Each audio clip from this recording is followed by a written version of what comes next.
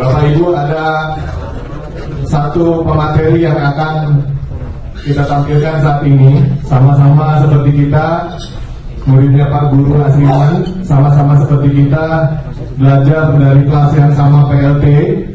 Yang menarik buat saya adalah tadi materi yang pertama disampaikan oleh arsitek. Arsitek itu tidak jauh dari developer. Kebetulan kerjanya juga di perusahaan developer besar sebelumnya.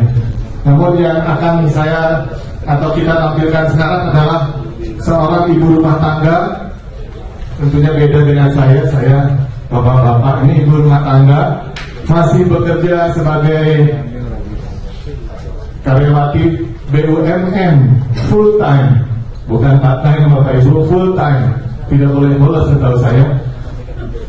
Menariknya adalah dengan hanya modal 10 juta, beliau yang lahir jauh-jauh dari seberang di Sumatera Utara 29 tahun yang lalu, belum 29 tahun yang lalu Pak, belum Ibu, belum 30 tahun. Omsetnya per hari ini sudah sekitar 70 miliar. Yang menarik adalah selain beliau ibu rumah tangga, tentunya ibu-ibu masih full time kerja di BUMN. Menariknya lagi modalnya 10 miliar. 10 juta Bapak Ibu. Tadi 6,5 juta, sekarang naik 10 juta saja. Jadi poin saya adalah alasan apa lagi keluar dari sini kita tidak bisa. 6,5 juta bisa, ratusan unit bisa, hampir 1.000 unit tadi saya ngobrol di depan, hampir 1.000 lebih unit akan dibangun, akan dijual tahun ini oleh Pak Sutrisno. Sekarang ibu yang satu ini namanya Ibu Rizka, lahir di Medan, lahir dari latar belakang sekolah teknik tetapi bukan bangunan, kerjanya pun bukan di bangunan tetapi di PLN Bapak Ibu. Sekarang mari kita undang Ibu Rizka. Dengan segala hormat silakan maju ke depan. Aplaus yang luar biasa buat Ibu Rizka. Ini yang menampar saya pribadi Bapak Ibu. Saya bapak-bapak, saya backgroundnya di teknik, saya arsitek kebetulan. Ini beliau ujuk-ujuk dari mulai saya kenal sampai sekarang tiba-tiba hampir 100 miliar, sudah mendekati 100 miliar. Silakan Bu Rizka. Aplaus sekali lagi sebelumnya. Selamat siang Bapak dan Ibu. Selamat siang. Ini ketemu lagi kita ya. Jadi makasih Pak Dadang buat pembukaannya. Kita langsung aja Pak Ibu ya. Jadi judulnya hanya dengan 10 juta mendapatkan omset 70 miliar. Kalau tahun lalu hanya dengan 10 juta mendapatkan laba 15 miliar. Jadi pastinya Bapak dan Ibu sudah tahu bedanya laba, bedanya omset. Omsetnya pendapatan kita dari penjualan. Kenapa saya tidak mau lagi laba? Ternyata ketika kami sudah berjalan proyeknya, kemarin 15 miliar, sekarang bisa naik 17. Karena untuk proyek Fasum kita langsung yang ambil, tidak lagi kita serahkan kontraktor. Kontraktor hanya bangun unit aja. Ternyata bangun Fasum itu mudah, selokan, jalan masuk dan lain-lain. Udah kita ambil aja. Jadi kita dapat tambahan laba 2 miliar. Dan mudah-mudahan ke depan kami bisa ekspansi terus kontraktor, agent properti supaya kita fokus di properti. Jadi kita kembali ke materinya. Ini nama saya Rizka Martinez Teguh, saya orang Batak. Jadi saya orang Batak. Horas. Alumni PLT saya PLT 17 Maret 2016. 2016 Pak? 2016 ya. Ini PLT yang pertama kali nih. Pak Ibu, jadi kalau Pak Ibu enak PLT itu berapa, sudah ikut kopdar, udah tahu gitu kan, udah ada yang jalan. Kalau saya dulu itu jalan sendiri. Bagi saya waktu itu yang penting adalah Pak Sriman kan rumahnya di Jakarta. Ada terjadi apa-apa di lapangan, datang aja ke rumahnya. Itu aja dulu saya pikirnya simpel aja.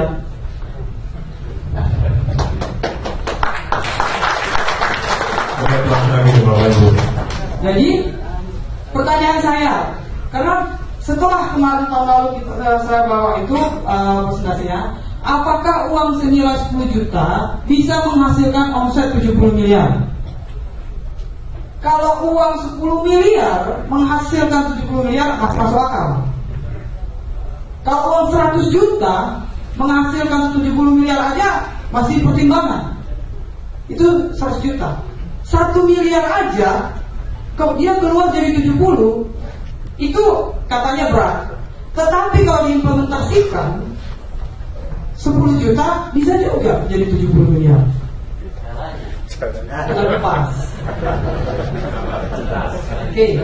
Nah, jadi 10 juta menjadi 70 miliar itu bisa. Dari mana bisanya? Dari bisnis developer property. Kalau ada bisnis lain silakan, tapi kalau saya sudah menjalani, saya dapat dari bisnis developer property.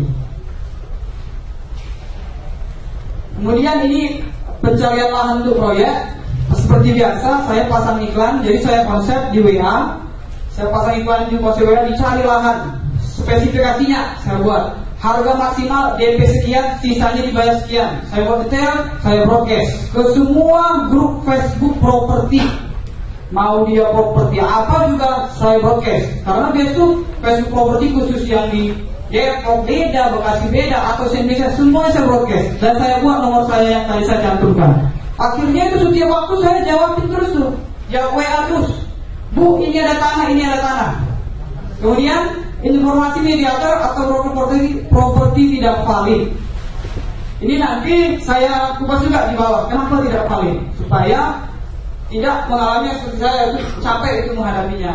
1 tahun 8 bulan itu intinya ya menghadapi tanah-tanah yang sengketa dan lain-lain. Kemudian supaya ketika nanti broker itu datang, Bu ini ada tanahnya, secara lisan dia bilang owner sudah setuju katanya.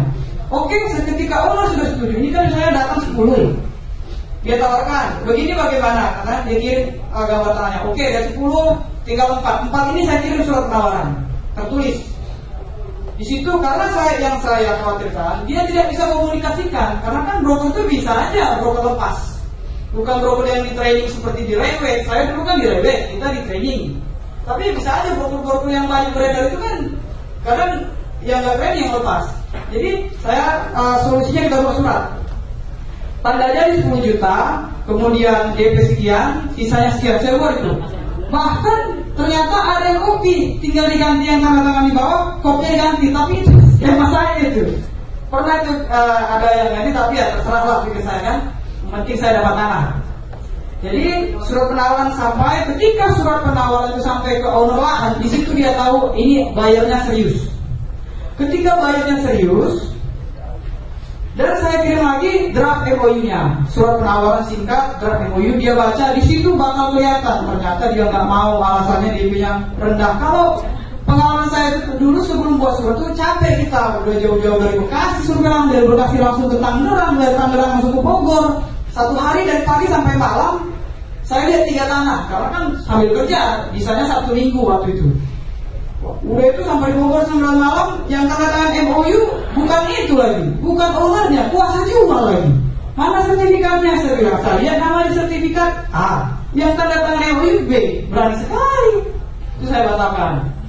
Ternyata tanahnya pun, ya dia nggak langsung ke owner, melalui panjangan. Wah ini orang nggak tahu, kita udah capek survei lahan di Bekasi, dari Bekasi ke Tangerang ketemu di Bogor, hasilnya mengecewakan. Kenapa? Karena saya semangat waktu itu. Katanya tanda tangan ROI-nya Bu, udah setuju, oke.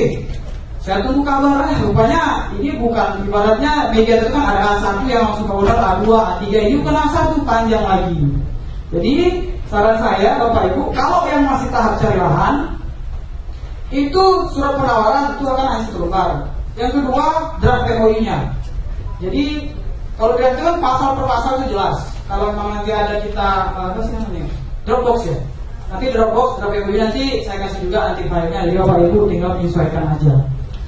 Jadi itu ketika nanti dibaca oleh owner, kalau yang tanah saya deal sekarang, kebetulan dia ini PNS pejabat juga, pejabat, jadi nggak terlalu susah kita komunikasi. Dia tinggal coret harga 350 per meter, dia jadikan 280, dia parah. Kan biasa kan kalau ada orang-orang yang apa sudah itu ya. Lalu yang poin-poin yang dia tidak mau dia coret, harus difoto oleh broker, kirim ke saya. Saya baca, saya perbaiki sesuai yang sudah dicoret oleh owner tersebut. Ketika nanti udah ketemu owner, ada kita ketemu owner itu banyak ya. Udah oke nih, udah oke TikTok. Setelah depan notaris, ternyata sertifikat dia bawa, saya tidak tahu itu asli atau tidak, tetapi bukan nama dia. Bukan nama dia, tapi dia minta uang tanda jadi itu dibayar sebelum sertifikat dicek ke BPN. Saya udah pernah kejadian Bapak Ibu. Itu saya tidak sebut nama, pensiunan tentara sudah bintang. Karena percaya ini orang punya bintang, keserahkan sertifikat, belum dicek notaris, kita bayar tanda jadi yang penting 30. Tanahnya pun lokasinya bagus. Rupanya cek BPN palsu sertifikatnya. Itu distempel BPN tidak keluarkan. Namanya uang keluar, gak gampang lagi kembali. Jadi setelah itu saya udah trauma itu. Akhirnya saya bilang, kasih dulu notaris saya. Kenapa? Pernah juga kita udah oke dengan owner, kita ketemu dengan keluarganya juga sudah oke. Karena dia mau umroh tahun lalu, tanda jadi DP 100 juta, lebih rendah dari ini mau dia. Begitu sampai di notaris dari pihak owner, karena ini keluarga katanya, masa 100 juta harga tanah yang segini. Saya juga bingung waktu itu. Kita yang transaksi kenapa notaris yang sewa? Cuma akhirnya batal. Padahal itu tinggal tanda tangan di hadapan notaris. Bayangin udah 1 tahun lebih saya cari tanah, gagal lagi. Cuma waktu itu saya fokus aja, apa juga kejadian, apa juga kata broker, gak peduli. Kalau ada beberapa mediator, ketika saya turun seperti ini pakai jasa yang lumayan ya. Dia masih muda, gak percaya dia. Saya hubungi lagi, gak direspon. Saya telepon gak direspon. Lebih enak jawabannya, saya gak yakin ibu katanya. Jujur banget. Iya, ibu satu kata seperti kebohongan.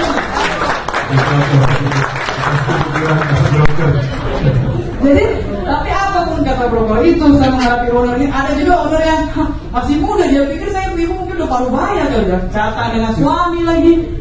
Jadi, kalau mau dipikirkan, jangan sampaikan owner-owner tanah itu dengan broker itu, dengan kegagalan, itu pasti bisa bikin beban kita ya. Tapi saya waktu itu fokus kepada tanah, saya nggak fokus kepada itu. Jadi saya bodo amat gitu saya jalan terus.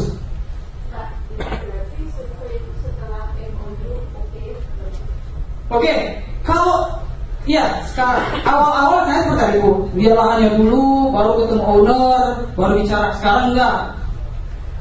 Jadi saya buat spesifikasinya maksimal sekian meter. Seketika secara fisik udah oke, kan dia tidak tahu. Ketika dia cek oke, saya kirim ke dia surat penawaran dan MOU. Dibaca oleh owner teken dulu. Ada beberapa MOU itu owner teken tuh. Setelah tanah ini, ternyata kalau kita lihat lahannya fisiknya jauh. Saya udah wanti-wanti kepada semua mediator, kalau fisiknya yang tidak sesuai yang saya cari, ada 4-5 kriteria itu, walaupun sudah diteken MOU-nya, batal. Tapi yang namanya mediator kan mereka tetap pantang menyerah ya, pokoknya teken dulu. Owner teken dulu, bayarnya dulu lahannya. Ketika saya lihat lahannya, urupnya separuh. Saya udah bilang nggak butuh urup.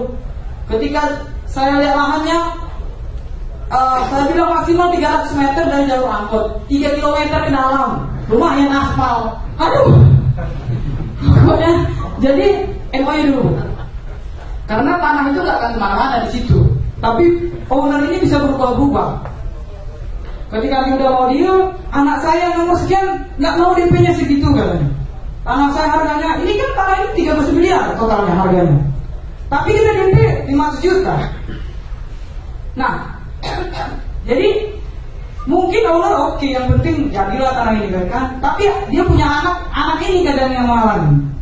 Bahkan kadang anaknya jumpain kita langsung, orang terusan bapaknya, tapi ya udahlah, intinya batal. Jadi MOU teken, kita survei lahan, oke, baru lanjut. Jadi lanjut, nah pencarian lahan dengan skema bayar lunak. Tadi tanda jadi 10 juta dibayarkan setelah pengecekan dan tata ruang, pengecekan SHM tata ruang. Ada pasalnya di draft MOU saya. Jadi di draft MOU itu, jadi dia serahkan sertifikatnya. Yang proyek sekarang seperti itu. Bapak itu serahkan sertifikat asli, itu kita nggak bayar apa-apa itu. Jadi kalau yang sekarang, karena saya udah pengalaman, saya habis tuh 10 juta sia-sia gitu aja. Mau diminta lagi, bapak itu udah pensiunan tentara, udah tak berdaya. Jadi kan saya minta ya udah. Cuma nggak mungkin semua tanah kita buat begitu. Nah, baru-baru ini pun dia datang, kita udah di hadapan notaris. Rupanya itu tanah bukan atas nama dia, tapi dia minta 50 juta di depan sebelum pengecekan notaris ke BPN. Saya nggak mau, saya ceritain. Tapi dia kekeh, harus 50 juta sekarang, kalau nggak sertifikat nggak saya kasih kan. Wah, ambil aja. Nggak jadi. Nanti saya udah, kalau saya beli tiketnya, kalau memang ini sertifikatnya aman, dia tenang-tenang aja. Saya lihat owner tangan kami santai aja dia. Ini sertifikatnya ada, nanti kan berita acara serah terima sertifikat asli antara notaris dengan dia. Ya itu kan, jadi bukan ke kita. Kalau dia motor 50 juta harus hari ini, kalau nggak sertifikat nggak dia serahkan, ambil aja. Daripada nanti setelah dicek ternyata sertifikatnya bermasalah. Kemudian tanda jadi 10 juta dibayarkan setelah notaris bawa itu ke BPN stempel ini asli, pernah dikeluarkan PN, baru kita transfer. Kita semua bayar transfer. Setelah kami bayarkan 10 juta, terhitung kalau yang tanah sekarang, terhitung sejak kami transfer itu 45 hari kerja kemudian baru bayar mukanya 500 juta. Oke. Nah, jadi ini tanah-tanah yang saya temui 1 tahun 8 bulan. Kenapa saya sangat hati-hati dengan tanah? Ayah saya itu kerja, dia itu di pengadilan, dari pengadilan negeri, pengadilan tinggi. Setiap hari itu waktu saya kecil itu orang datang ke rumah, itu minta bantuan sengketa tanahnya gitu. Sejak saya lihat orang mengadu tanah, jadi saya hati-hati betul. Setiap saya mobil itu saya pelajari dokumennya. Status mereka, saya pernah ketemu sama pemilik 1 orang dan lebih dari 1 orang. Kita ketemu semuanya. Nah, yang namanya dari 1 orang, saya pengalaman capek. Intinya dia lagi butuh duit, minta harga tanah sekian dan harus cash. Tapi yang dia lagi nggak butuh uang, kalau dia nggak butuh uang, dia minta cash. Sementara tanahnya di bagian depan. Yang belakang lagi butuh uang, nggak apa-apa dengan cara bayar saya, susah. Kita nggak bisa masuk, tanah depan nggak dia jual seperti skema kita, batal. Tanah waris dengan 1 istri, karena ada juga ternyata Bapak Ibu tanah waris lebih dari 1 istri itu. Jadi waktu saya ketemu dengan semua ahli warisnya, baru saya tahu, oh rupanya ini 80 orang ahli warisnya itu. 6 orang dari istri pertama, sekian orang dari istri kedua, sekian orang dari istri ketiga, pusing juga ini. Mereka 18, saya dengan suami cuma 2. Minta ketemu di hotel mewah lagi dia yang bayar, karena orang-orang kaya memang. Dia datang dari Lombok, kan suaminya salah satu ahli warisnya itu anaknya bule, nikah sama bule, dia tinggal di Lombok, dia datang. Jadi ya itu tadi kita udah 18 orang itu kita udah temui satu-satu, katanya ini semua dipegang yang sulung, kita kesulung yang kesulung 4 orang kita temui. Akhirnya dikumpulkan semua, aduh rupanya mereka pun tidak saling komunikasi, gagal juga karena ini Jakarta Timur 2 juta per meter, luasnya ada 5.500 meter. Sampai sekarang belum ngaku. Saya minta DP 1M, sisanya selama 18 bulan, dibayar per 6 bulan. Dia nggak mau, dia tetap minta DP 30%. Kalau yang tadi udah gegah, yang sulungnya ya kata dia itu di depan kami malah bantah yang 18 anak itu, dia ngapain juga kan? Ini bantah lah tanah yang Jakarta Timur itu. Kemudian tanah waris dengan waris setelah meninggal. Jadi dia ini saya ahli warisnya, ini bapak saya. Bapak sudah meninggal, saya pun sudah meninggal. Baru saya tahu ternyata kan saya konsultasi dengan notaris juga ya, notaris ada kenalan. Belum tentu, kalaupun dia punya istri, itu kalau meninggal katanya tidak ke istri, karena kan istri masih hidup, selalu yang dibawakan istri masih hidup. Itu warisan itu ke anak, bukan ke istri, kecuali kalau ada surat itu. Itu saya nggak ngerti benar apa tidak. Tetapi akhirnya saya tidak terlalu fokus ke istri. Waktu itu saya fokus ke istrinya aja itu. Istrinya bilang apa? Rupanya anak. Wah, kalau gitu anaknya semua itu tanda tangan. Kalau tidak tanda tangan, 1 aja tidak tanda tangan, batal. Itu aturannya. Akhirnya, kayaknya waktu saya ikut workshop Pak Sriman yang saya ceritain itu ya, tanah waris itu. Ada saya tanya Pak Sriman juga tentang tanah waris itu. Nah, jadi itu juga batal. Baru status kebutuhannya SHM dan GIRI AJB. Jadi kalau tanah itu GIRI, saya sampaikan, karena kan saya mau tetap pengen dapat tanah, buat capek saya dari tanah kan. Kalau GIRI saya tanda jadi 10 juta. Nanti itu ditingkatkan dulu jadi SHM. Kalau sudah jadi SHM, baru saya bayar DP 500 juta. Nah, kalau belum SHM saya nggak mau. Kemudian kalau AJB juga begitu. Begitu nanti AJB udah balik nama SHM, baru saya bayar DP-nya. Nah, jadi kelamaan. Mereka maunya uangnya cepat, ya silakan. Ternyata sekarang juga nggak laku. Akhirnya sengketa nih tanahnya di belakang kantor wali kota Jakarta Timur. Saya juga pernah ketemu dengan take over ya. Oh, take over juga pernah tuh, take over proyek di Pamulang. 1,2 hektar, 5.000 yang dibangun, 7.000 yang di take over. Katanya owner ketemu, rupanya developernya menghalangi saya lagi ketemu sama ownernya. Malah di situ, ya itulah sengketa harus ke saya bayarnya. Sertifikat nggak tanah dia kok. Akhirnya batal juga. SHM palsu yang tadi saya sampaikan. Jadi segala jenis tanah ini saya sudah ketemu. Saya ketemu dengan tipe owner yang tadi tuh yang nggak percaya, malah bilang tuh tunjukkan di rekening kalau ada duit gitu. Aduh, nggak usah gitu juga ya kan. Nah, bilang kalau ada, pokoknya suami saya jawab waktu itu kalau dia kan, tapi itu nggak perlu lah. Dia kalau ada duit gimana Pak? Sertifikat sama kami sekarang kan. Jadi nggak lanjut. Nah, jadi Bapak Ibu yang ingin saya sampaikan ya. Kalau menghadapi kegagalan cari tanah itu, belum lagi perlakuan owner kadang bagaimana, belum lagi broker. Kalau kita mau stop, kita bisa stop. Tapi kembali terserah mau lanjut atau tidak. Kalau saya lebih lanjut. Kenapa saya sudah dapat ilmunya kok? Kalau mentor tinggal dalam pasir mana? Saya cuma simpel aja pikirannya saya, nggak mau ribet. Pokoknya nanti. Dan Pak Asri pasti tahu. Setiap saya mau tanah, saya tanya itu. Pak, di Bekasi 5.000 ya Pak ya? Saya kemarin kan kalau 5.000 katanya kan ngurusnya hanya di camat.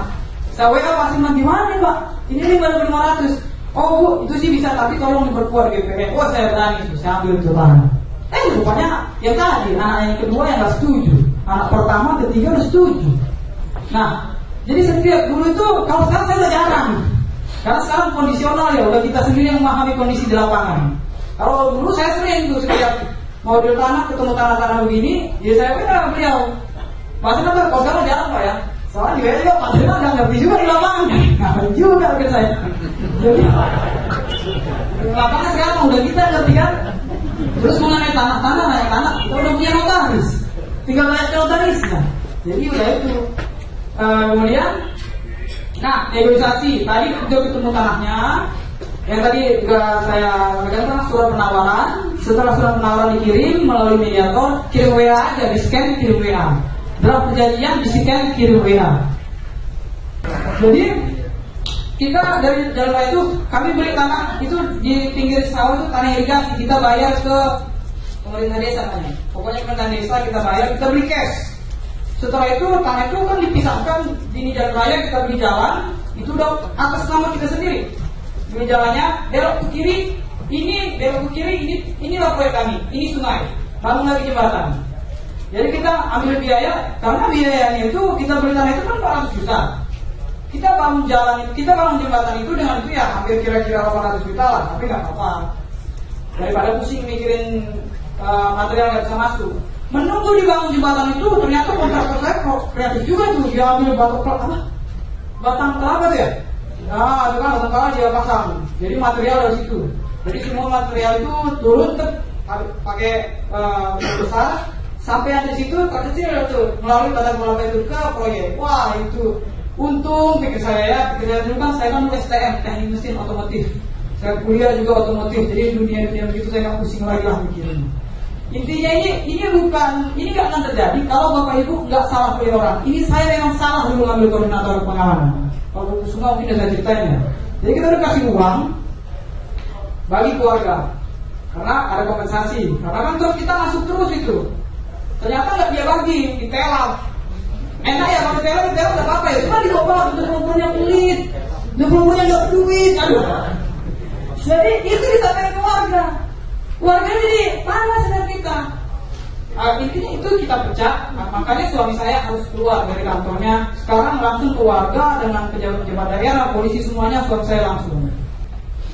Lalu resiko. Setelah tadi kita tanda jadi 10 juta, tidak cukup dana untuk membayar DP 500 juta. Nah, jadi beberapa bapak itu ada yang kontrak saya.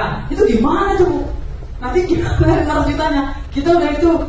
Nah, jadi Bapak Ibu, itu kan saya buat ada di itunya ya. Ini kan solusi resiko dan tidak lanjut.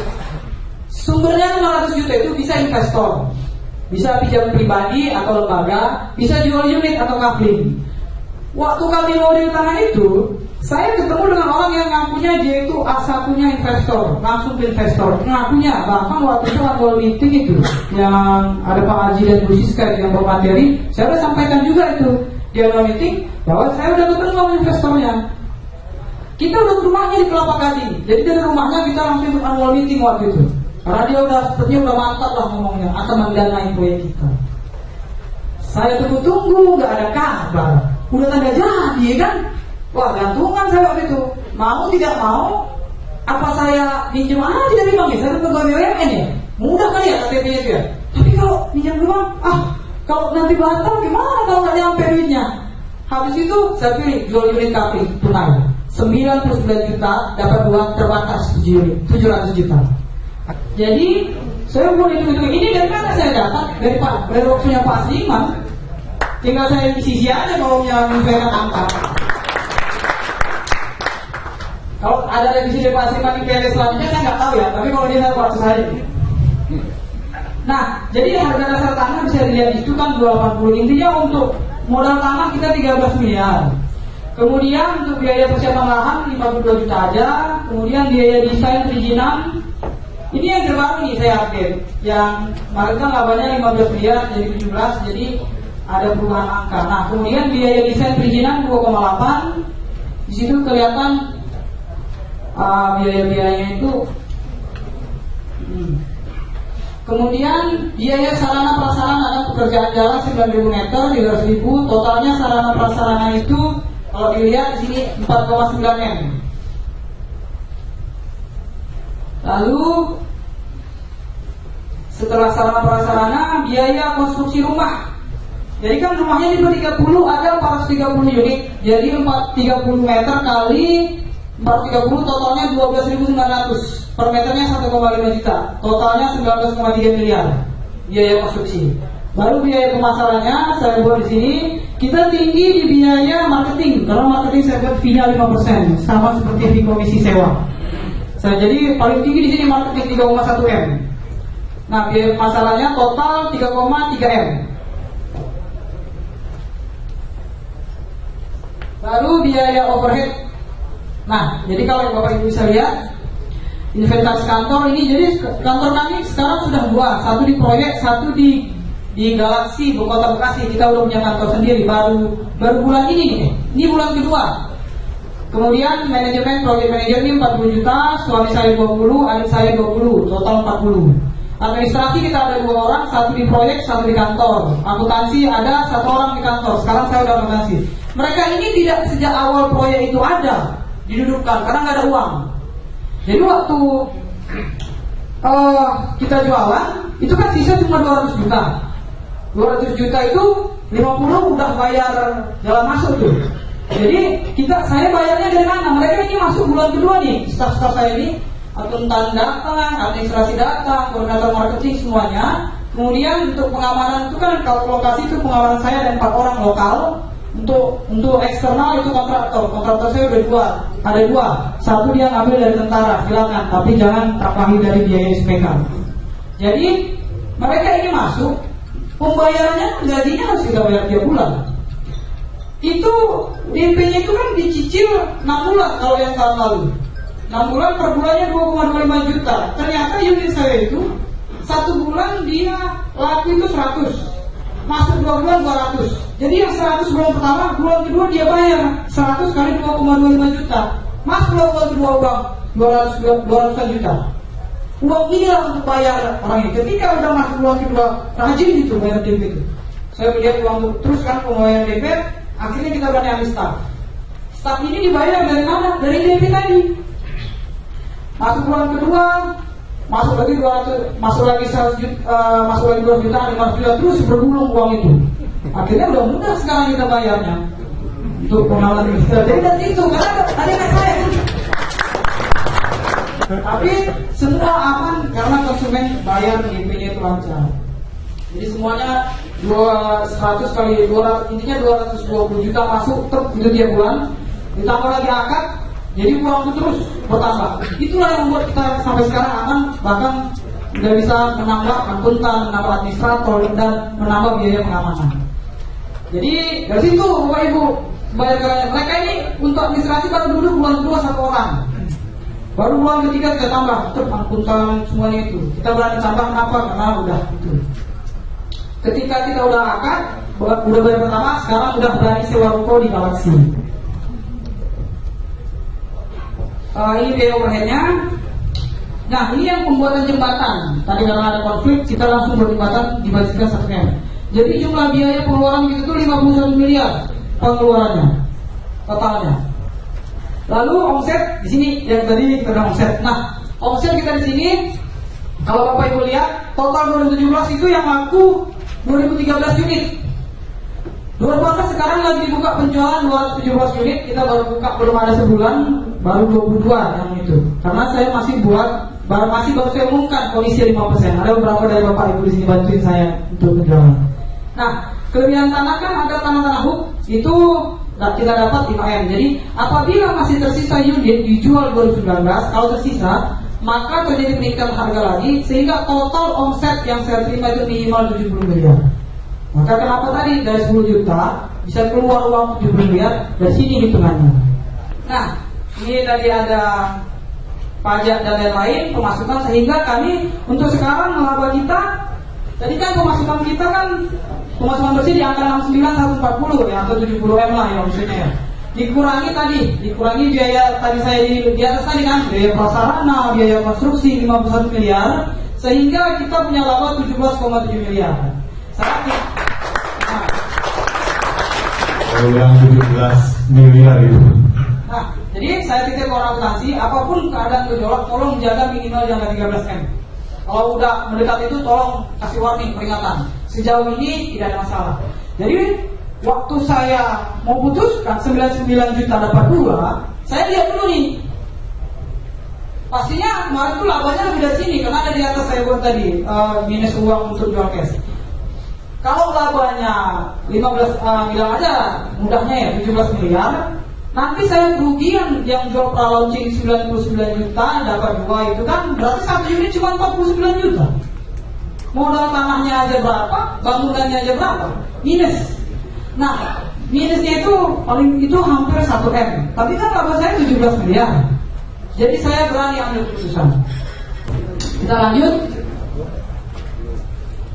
Penjualan promokes 99 juta dapat 2 unit yang tadi. Jadi kalau tadi sudah saya hitung labanya di atas 10 miliar, sementara ini kita rugi cuma sebut saja lah mudahnya 1 M. Berani saya buat keputusan penjualan promokes 99 juta dapat 2 unit. Kalau dulu saya hitung semua itu pusing saya hitungnya. Sekarang udah ambil tangan. Sekarang barang kita saya sekarang kita ngomong aja dia hitung semuanya. Udah enak lah sekarang. Pra-launching hanya 99 juta terbatas 7 unit. Harga normal 150 juta. Setelah itu baru stop out. Nah, ini dia kendalanya. Saya ceritakan kendala waktu jalan di Alfa. Jadi langsung 99 juta lah. Dapat 2 kan. Ada juga kendalanya. Jadi 1,5 bulan itu pertama belum ada kantor. Udah capek-capek, panas-panas ke tanah sawah, tanahnya masih sawah tapi masih basah. Nggak ada apa-apa di situ, masih sawah hijau. Lumayan kalau kuning ya udah itu padinya turun ya. Dia mau dibangun Pak, gitu kan? Ini masih hijau, belum ada kantor. Jadi kita numpang di kantor notaris. Jadi kalau datang panas, kantor notaris aja numpang. Karena sertifikat ini notaris kan. Kalau mereka ini ada yang berat di sini faktor kepercayaan.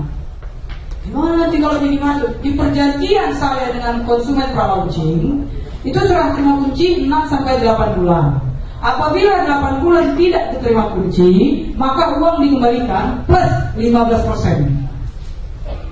Jadi kalau misalnya ini kan 1,5 bulan, saya nggak bisa, itu jaga-jaga waktu saya berpikir, kalau saya nggak bisa bayar 500 juta 1,5 bulan, masih ada rentang waktu paling nggak 6-7 bulan cari duit 15% buat gantikan duit mereka itulah. Itu waktu itu saya pikir itu. Jadi ya belum ada kantor atau notaris, faktor percayaannya saya minta notaris yang menjelaskan. Ya, jadi belum ada kantor, kita kantor notaris, tanah masih sawah basah. Nanti ada fotonya. Belum ada rekam jejak itu banyak pertanyaan tuh, mediator tuh, bukan bayar yang lain tuh. Ini Hendo udah bangun di mana aja katanya. Gak pernah sih emang. Ya kita belum pernah bangun Pak, mending join. Saya bilang laporannya Pak Sriman.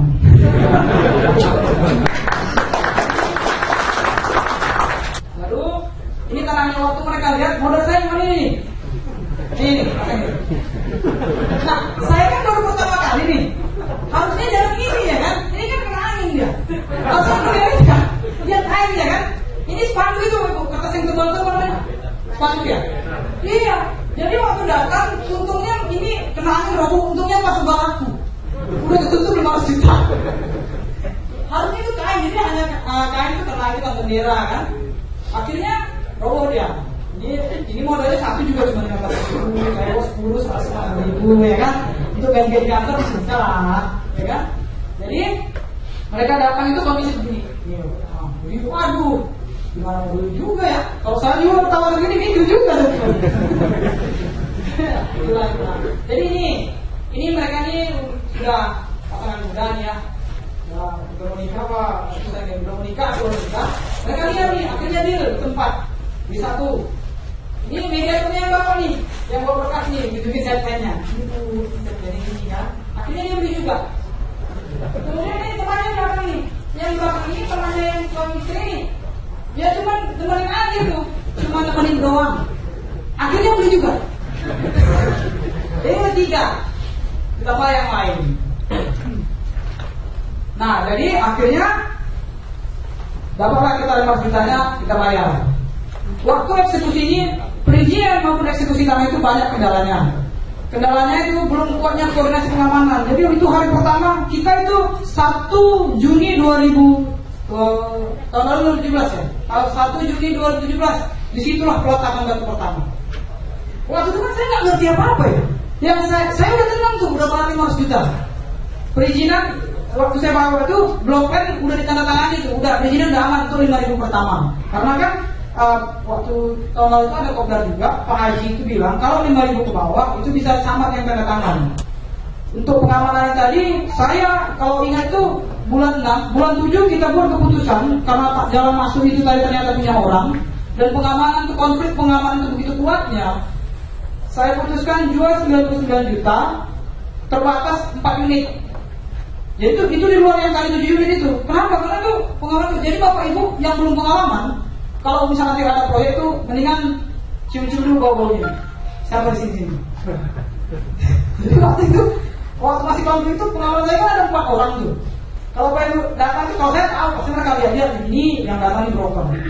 Akhirnya orang-orang tertentu, penguasa-penguasa tertentu, BPD-nya lain kita bayar bulanan. Kenapa? Tadi itu uang DP konsumen 2,25 juta per orang, per 100 orang udah masuk tiap bulan. Bayar mereka bulanan nggak tinggi dibandingkan uang masuk dari DP yang dicicil tiap bulan itu. Jadi sudah kuat. Tetapi masalah utamanya bukan di situ. Masalah utamanya adalah kontraktor saya yang sekarang duduk yang pertama, dia tidak pernah punya pengalaman bangun proyek. Dia memang bangun rumah, tapi rumah satu-satu gitu loh Pak. Di sini ada rumah dibangun satu renovasi satu. Dia tidak pernah bangun rumah langsung seperti 70 unit itu yang disahkan. Jadi dia pun koordinasi pengamanan kacau setiap ada ini Bu, uang pengamanan ke kita semuanya. Ini akhirnya saya pelajari pengamanan itu semua kontraktor, developer itu nggak ada ikut campur di situ, itu urusan dia. Tapi dia ngotot terus ngotot karena dia tahu saya juga baru. Dia juga baru ngotot terus bentar-bentar developer. Akhirnya saya masukkan lah, sekarang udah 2. Saya kan dari PLN, kontraktor ini dia udah biasa bangun PLN, baik Sumatera, Ambon semuanya. Saya bilang, saya ada proyek, tapi lagi pusing ini. Saya kasih tahu kondisi kepengamanannya. Nah, itu gak perlu dia cari. Dia tidak pernah minta uang pengamanan apapun di luar biaya SPK. Pokoknya di SPK nilainya sekian, tidak ada tambahan. Kalau yang sebelumnya gak pengalaman, kontraktornya Pak Ibu, gak pengalaman bangun proyek, ya hanya rumah satu-satu. Kita semua dikejar tuh. Udah saya mikirin bayar ini, bayar itu, ditelepon lagi menghadapi warga. Nah, ini yang sekarang udah masuk pengalaman dia. Dan sama tanpa DP 1,5 juta per meter dibayarkan waktu akad, jadi aman. Jadi dia pertamanya bangun jembatan, nanti saya tunjukkan jembatannya. Sekarang pengamanan semua pokoknya aman. Kenapa? Dia punya intel, dia punya pengamanan, semuanya sudah ada. Baru biaya pengamanan lokal maupun non lokal. Baru manajemen alat angkat, angkut, turun material. Jadi konfliknya itu pernah memuncak. Truk kita datang, situ ada 3 developer bangun. Jadi 3 itu, 1, kami 2, 3. Truknya itu datang bareng-bareng. Ternyata bareng-bareng itu ribut atau bagaimana ya? Rupanya koordinator pengamanan dengan kontraktor ini tidak berkomunikasi dengan baik. Datanglah material itu, pengamanan bilang tidak boleh karena untuk perjanjian dengan warga. Truk itu jangan sekali datang tuh langsung jeng. Rupanya dua ada truk yang lain datang juga truknya. Truk tidak datang, hampir 10 truk itu datang itu bawa material. Wah, habis itu dipalang sama warga tuh, nggak bisa masuk. Dia ada developer lain juga. Aduh, itu pusing juga kita itu. Kalau Bapak Ibu bantu jomblo saya ada di sini. Sempat proyek saya itu mati 1 bulan itu. Kayak kata mati. Iya. Tapi saya sampaikan, saya 1 tahun 8 bulan mencari lahan masih lebih berat daripada melihat proyek itu mati. Karena saya tahu ini adalah masalah duit. Udah kita kasih uang, perang diturunkan, udah kasih uang nih. Dia naikkan lagi, rupanya dia minta semua keluarganya juga harus kasih uang. Per orang 5 juta, ada 17 kepala. Wah, yang bener aja. Ini kalau dikasih terus ketagihan, akhirnya kami sampaikan, kami ada bukti tanda terima, Bapak terima duit. Kalau Bapak tidak turunkan malam ini, besok kita lapor polisi. Pengacara kita turun jumpain.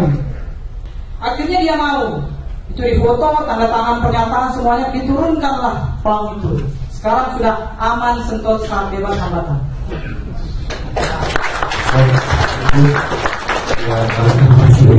Jadi jangan pikir lancar-lancar 17 miliar, nggak gitu juga. Baru sudah selesai. Nah ini perdagangan bertukar Mei, bukan Juni, Mei, 25 Mei. Nah ini begitu duduk di tanggal yang sama di telepon saya, baru musik saya itu. Kalau ingat itu, wah sekarang udah tenang hati lah betul. Oke, nah tata kelolanya. Jadi kalau di materi saya sebelumnya di bawah order ini di bawahnya ada koordinator pengamanan. Ini saya coba organisasinya kotaknya. Sekarang seperti ini. Kalau dulu yang saya pernah jadi sebelumnya materi itu salah, jangan diikuti lagi. Jadi koordinator pengamanan itu nggak usah kasih aja kontraktor, biar kontraktor yang urus dia tahu. Jadi ada pimpinan kontraktor dan pengamanan. Saya ada kontraktor ini suami saya. Koordinator marketing ini saya, tapi saya nggak yang full. Baru koordinator KSA, komunikasi ke bank, komunikasi ke pihak-pihak itu. Baru SDM, yang rekrut, yang gaji semuanya, dan administrasi. Kan administrasi KPR ini kan banyak. Ini adik saya. Jadi kami bertiga di sini. Jadi tidak ada lagi pengamanan semua di luar ini. Baru kita buat rencana kerja. Sejak sekarang sudah stabil, kita selalu kumpul meeting itu setiap hari Jumat jam 2. Meeting mingguannya. Kita semua dengan pengamanan kami, dengan orang kontraktor, pimpinan kontraktor untuk kejar target masing-masing. Baru untuk usahakan tidak melalui protokol perizinan. Nah, orang tadi yang saya percaya dengan pengamanan, dia juga yang ngurus perizinan. Nah, jadi kita bayar, kan udah kesepakatan. Per IMB per unit sekian, untuk berapa sekian. Rupanya dia nggak kasih semua juga. Jadi waktu kita perizinan tahap kedua itu agak terganggu juga tuh. Kenapa? Bukan asal duitnya, ternyata di bawah itu developernya nggak ada duit. Developernya pelit, makanya cuma dapat segini. Wah, setelah suami saya ketemu pejabatnya tuh ceritanya, aduh, betul salah pilih orang. Jadi hati-hati, betul ibu banget ada pilih orang untuk pengawasan lokal itu. Lalu pengamanan tadi, lokal dan lokal, semuanya kita serahkan sekarang kepada kontraktor. Jadi kami sekarang pengamanan tidak aman. Kontraktor kita yang masuk baru ini dari PT Bima, kalau saya bilang tuh jempol. Lalu komisi marketing saya buat komisi 2 kali lipat. Karena kan saya pernah jadi marketing juga. Supaya penjualan ini laku, saya kan nggak terlalu lihat laba ya. Bagi-bagi banyak juga nggak apa-apa lah. Jadi marketing saya buat komisinya 2 kali lipat dari komisi rata-rata. Lalu kerjasama dengan bank. Nah, usahakan. Jadi waktu kita ini kan sudah oke nih. Perizinan sudah oke, BP sudah mau pecah. Akhirnya kan kita harus ke bank. Kami ke BJB ditolak, BJB Syariah ditolak, BT Syariah ditolak. Ada BT Syariah sini? Belum. Nah, itu apa? Yang pertama kali selalu dilihat kita masih muda gitu loh. Wah, ini dari mana gitu ya? Nah, tapi kita ke BTN Bekasi, kalau kenal situ ada Pak Ibu yang BTN Bekasi, kita jujur sama Bapak itu. Tanah kami kondisinya begini Pak. Semua rupanya developer yang bangun sebelah kami itu juga kan pakai BTN Bekasi. Dia udah tahu karena itu. Tapi ya memang di situ itunya kali ya. Memang BTN mungkin udah menguasai KPR BTN. Kita sedikit aja bicara dia udah tahu. Udah tahu dia, oh yang ngerti. Dulu namanya developernya namanya ISPI ya. ISPI atau apa itu? Ada developer pengkonstruksi juga bisa.